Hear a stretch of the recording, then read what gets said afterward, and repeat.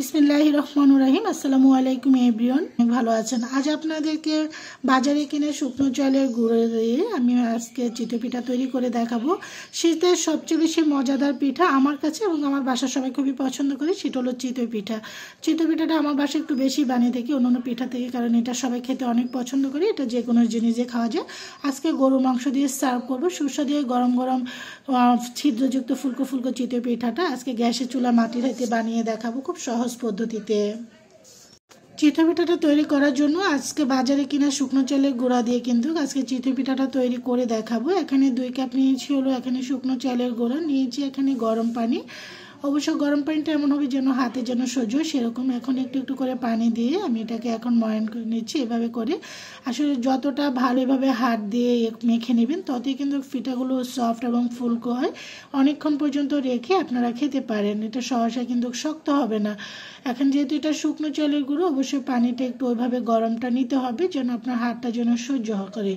তখন এভাবে করে কিন্তু আমি কিন্তু ব্যাটারটা করে নিয়েছি এখানে পিঠাটা তৈরি করার জন্য। তো আমার বাসায় আসলে চিতই পিঠা অন্যান্য পিঠা থেকে চিতই পিঠাটাই বেশি খেয়ে থাকে এবং পছন্দ করে।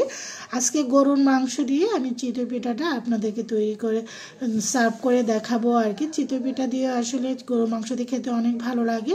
আমার এখানে প্রায় 2.25 মগ পানি লেগেছে। এখন আমি ঢাকনা দিয়ে ঢেকে প্রায় রেখে দিব আধা ঘন্টার জন্য।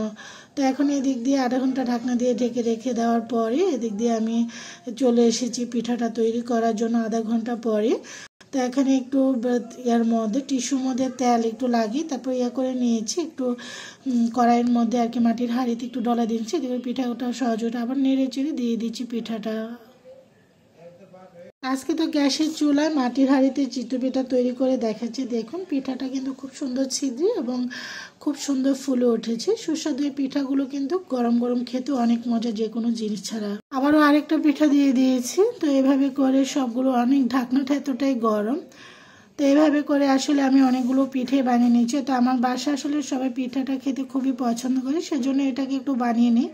এর মধ্যে বানাতে গেলে কিন্তু খাড়িও ভেঙে যায়, যেহেতু গ্যাসের চুলা একটু ফেটে ফেটে যায় চুলা, তখন আসলে আর পিঠা বানানো যায় না। এভাবে করে অনেক হারিয়ে কিন্তু ভেঙে ফেলেছি। আমি পিঠা অনেকগুলো বানিয়ে ফেলেছি, আপনাদেরকে 2-3 বার করে দেখালাম। আলহামদুলিল্লাহ আমার প্রত্যেকটা পিঠে কিন্তু খুবই সুন্দর হয়েছে। এভাবে করে সুস্বাদু বাজারে কিনা শুকনো চালের গুঁড়া দিয়ে খুব সুন্দর কিন্তু পিঠা হয়ে থাকে। যে কোনো পিঠা আশা করি সবারই ভালো লাগবে। চলে যাচ্ছি পিঠাটা সার্ভ করে দেখানোর জন্য।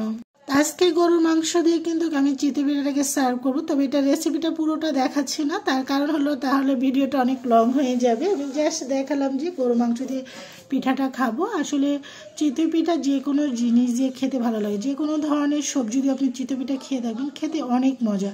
আর গরুর মাংস হলে তো কথাই নেই, যে কোনো মাংস দিয়ে কিন্তু সার্ভ করা যায়। চলে যাচ্ছি পিঠাটা সার্ভ করে দেখানোর জন্য।